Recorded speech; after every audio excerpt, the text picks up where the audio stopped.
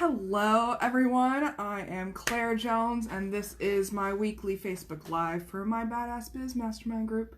I love you all, so I love jumping on here on Thursdays and just ranting and talking about whatever's on my mind for this week. If you guys ever have any ideas for these videos, please comment below and let me know if there's anything you want me to talk about. It's really an ask me anything opportunity. So if you have anything that you want me to talk about, let me know. Any questions that come up as you go through the resources, any questions that go up as you go through life or business in general. So today I wanted to talk about self-regulation specifically and managing your mindset, because some people have been asking me, as we cope with this coronavirus crisis, how can we manage our mindsets through this? You know, it's a very stressful time for a lot of people, everyone that's affected by this is pretty much stressed out by it. And how can we manage our mindsets in the midst of all of this craziness? Like, honestly, guys, I've been having trouble myself managing my own mindset, and I have been turning to neuroscience, honestly, because I know that's how brains work. And so if I'm in control of how my brain functions in this time, then I have better control over my reactions. And I've been on a lot of Zoom calls lately where people are crying, people are stressed out, people are depressed, people are anxious AF. And I've been experiencing that a little bit on my own as well, but I feel like I have a better handle on things than some people because I have intentionally built self-care, stress reduction practices into my daily schedules. And a big part of this is the Healthy Mind Platter. I've done videos over on that previously. It's the 7 areas of your life that should be balanced for optimal brain functioning.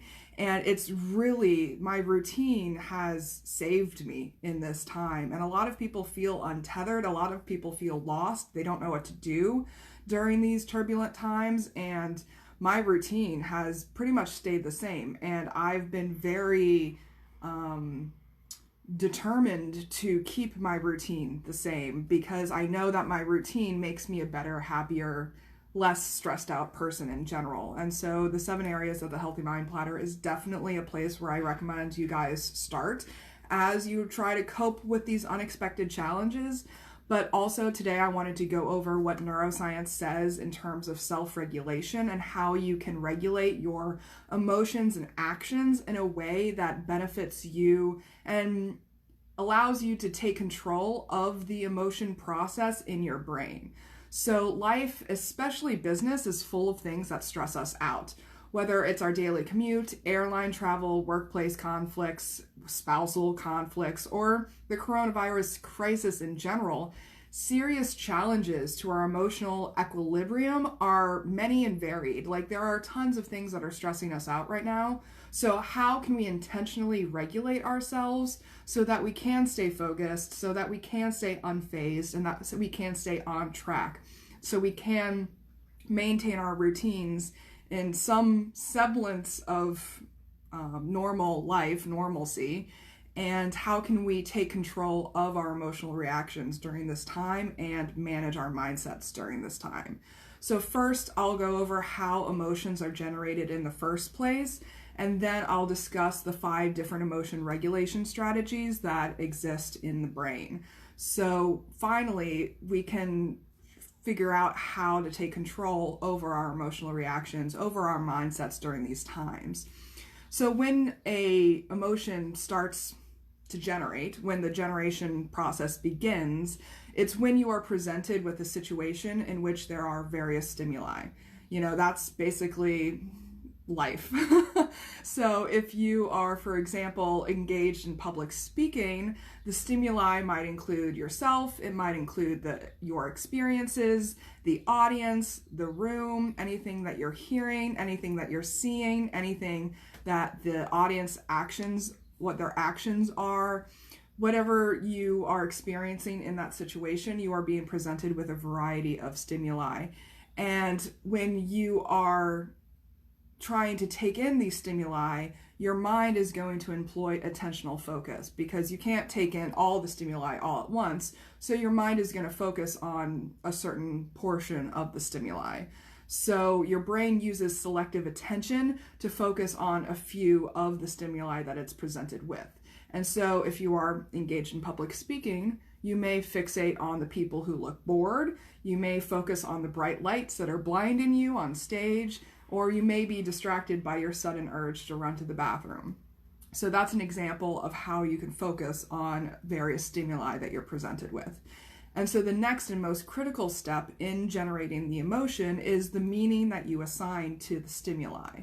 So it's, if you're focusing on the bored people in the audience, if you're focusing on the blinding lights on stage, if you're focusing on your urge to go to the bathroom, your brain now assigns meaning to that stimuli.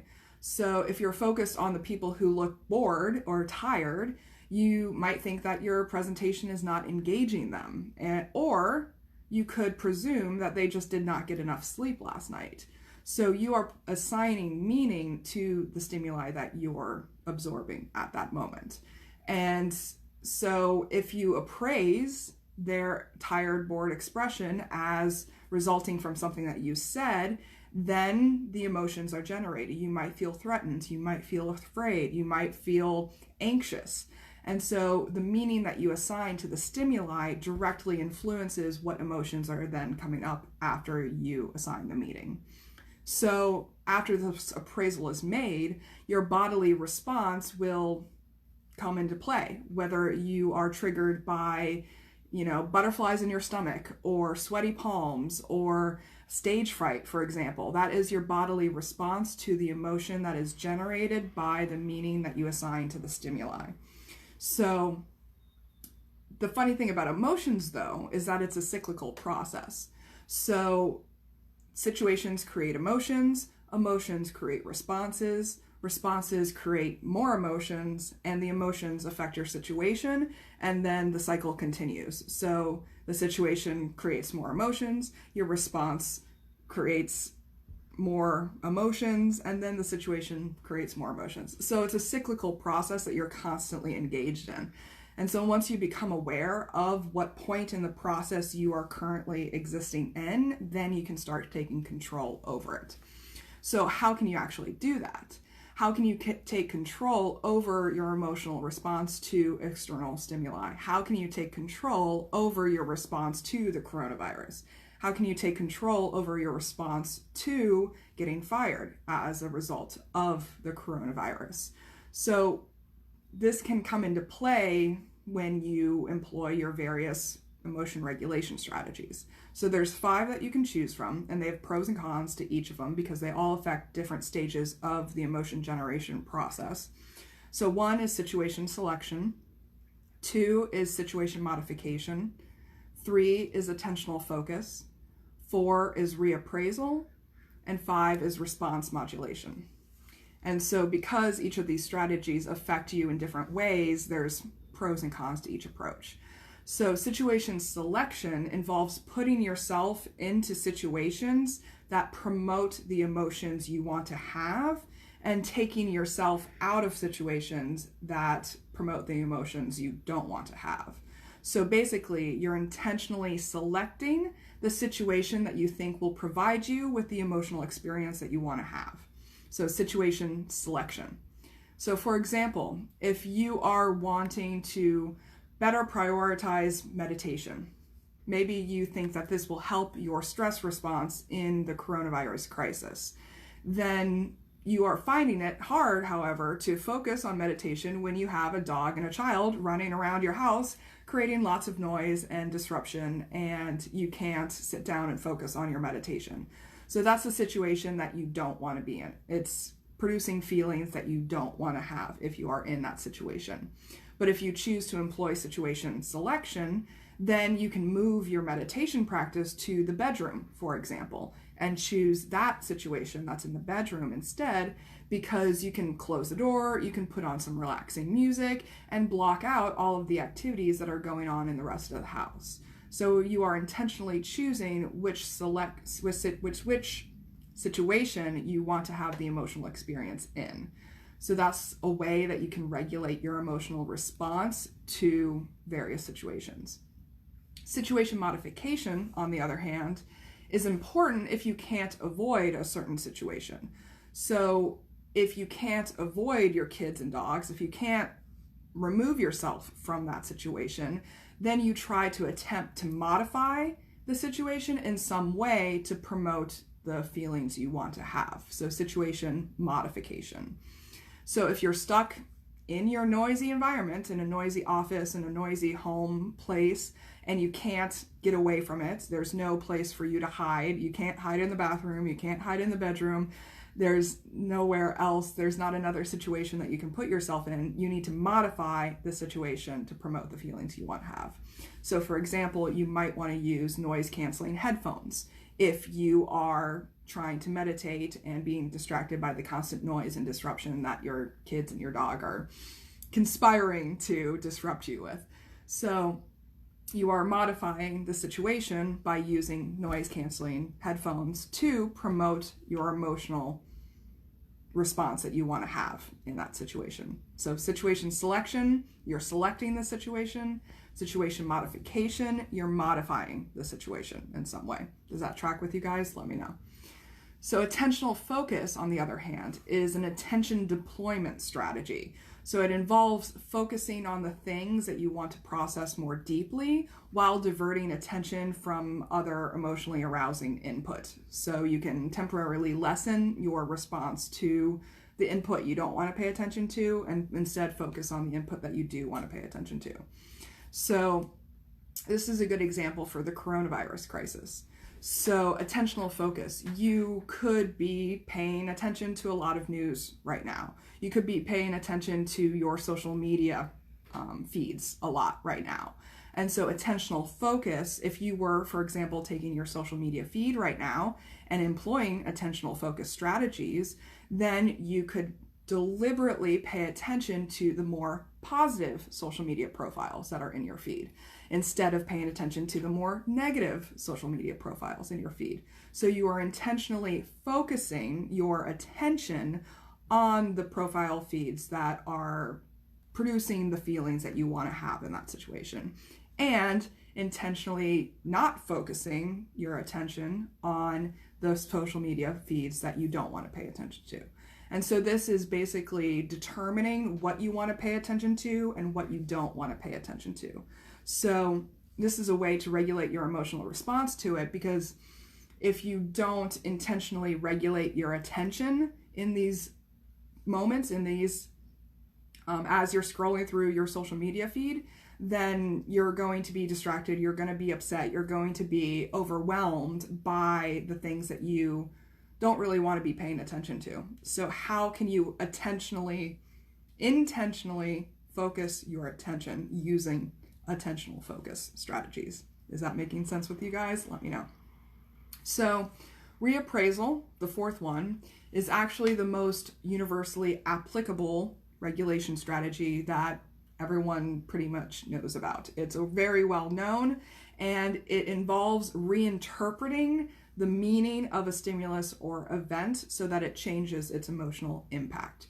So this is the most successful strategy as well, because you are literally reframing, reappraising, reinterpreting the meaning of the stimulus. So going back to the emotion generation cycle, you are presented with the stimulus, you create meaning for the stimulus, and then you have an emotion in response to the meaning. So if you reinterpret the meaning that you assign to the stimulus, then you are able to have a different reaction to the meaning, a different emotional response to the meaning. Is that making sense with you guys? And so if you are fired in the midst of the coronavirus, reappraisal would be a great way to reframe your emotional response to that. So maybe you are fired, but you've been talking about creating your own business for 5 years at this point. So maybe you can see the firing, reframe and reappraise, reinterpret the firing so that you see it as a good thing instead of a bad thing, because it allows you to now focus on the business that you've been meaning to start for years. So maybe you are not working right now, you are on furlough or something like that. Maybe you can positively interpret that time off as time that you can spend with your family, time that you can spend on arts and crafts, time that you can spend working on your physical fitness. So how can you reinterpret the meaning of the situation, the stimulus, in a way that promotes the feelings you want to have? You could interpret it as a bad thing. You couldn't be stressed and worried and freaked out, but is that the emotional response you want to have in that situation? How can you reinterpret, reframe, reappraise the meaning that you assign to the situation so that you experience the emotions you want to have? Is that making sense? And this is why it's the most successful out of the emotion regulation strategies, because you are literally rewiring how your brain is interpreting the situation. And so it's kind of like finding the silver lining, kind of like that Buddhist phrase, making medicine out of poison. How can you reframe your emotional response to the situation? So the fifth and last emotion regulation strategy is response modulation, and is actually potentially the most harmful strategy out of them all. You can definitely employ it, and it certainly works in the short term, but in the long term, it creates a lot of negative effects for your cardiovascular system as well as your immune system. Because when you are employing response modulation, you are basically either suppressing your emotional response to the situation, or you are enhancing your emotional response to the situation. So basically, you are trying to either hide your feelings or you are trying to amplify your feelings. And so this is the response modulation. You are deciding how you want your response, like what level you want your response to be displayed at. And so, for example, you may be trying to keep a positive attitude in the midst of all of this, but really you're not actually feeling positive about it. And so you're trying to suppress your anxiety, you're trying to suppress your depression, you're trying to suppress your anger at the situation instead of actively working through it, actively reinterpreting it using reappraisal. Instead, you're just pushing it down, tamping it down, and not paying attention to it. So that's a way of attempting to suppress your response to the situation. Or you could be trying to amplify and being like fake and cheerful during this period. So maybe you are not being genuine in your response to the situation. Basically, you are attempting to hide your true feelings and act like you're feeling something else. And so this is super not good in the long term, because the cardiovascular health and your immune health, it's more physically arousing to your body to try to suppress or enhance your feelings rather than going ahead and expressing your feelings and working through your feelings. So the difference between reappraisal here and response modulation is that with reappraisal, you are recognizing and accepting that your emotional response is something and then actively working through it to reframe that emotional response. Whereas with response modulation, you are suppressing your true feelings and acting as if you are feeling something else. So there's a fine line in the difference there, and one is inherently much more healthy for you. So if you have any questions about the differences between those two, let me know. There's a little bit of confusion sometimes for people in terms of if you always see the silver lining, but it's not something you actually feel. It's an attempt to mask something that you actually feel, then it's response modulation. But if you are genuinely working through your emotions in order to reappraise and reinterpret and reassign them, then that's reappraisal. Is that making sense with you guys? Let me know. And so you can use any of these emotion regulation strategies, situation selection, situation modification, attentional focus, reappraisal, or response modulation in response to this coronavirus crisis. And that's kind of a way that you can really take charge of your mindset during these times. So I really encourage you to kind of sit down and journal about this, or sit down and talk to someone else about this, and work through your emotional responses to this crisis. I know I have for sure been reaching out more so to the people that are my emotional bedrocks. One of those is my best friend, one of those is my mom. And so I've been reaching out to them more so in this crisis to kind of ground myself and work through the emotions that I'm feeling during this time period, because you really need to pay attention to how you're responding. Self-awareness. Self-awareness is so important, because if you are not self-aware, if you're not aware of what your emotional response is, then you can't address it. Then you can't manage it. You don't have control over it. And so I really encourage you guys to sit down and really think about what mindset you're coming to the table with during this crisis. And so I hope this was helpful for you today. It was a little bit of neuroscience in terms of how we process emotions in the brain and stuff like that. So let me know if you guys have any questions. Again, I highly recommend looking at the 7 areas of the Healthy Mind Platter as well as you work through this crisis. That's something that's been really helping me in terms of sticking to my routine too.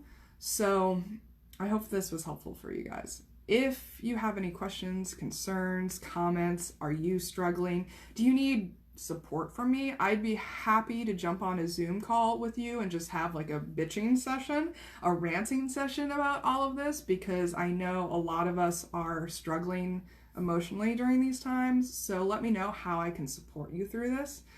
And yeah, let me know. I love you guys. I really want to be here to support you. I'm here to be your cheerleaders. I'm here to be your bedrock. So let me know how I can support you.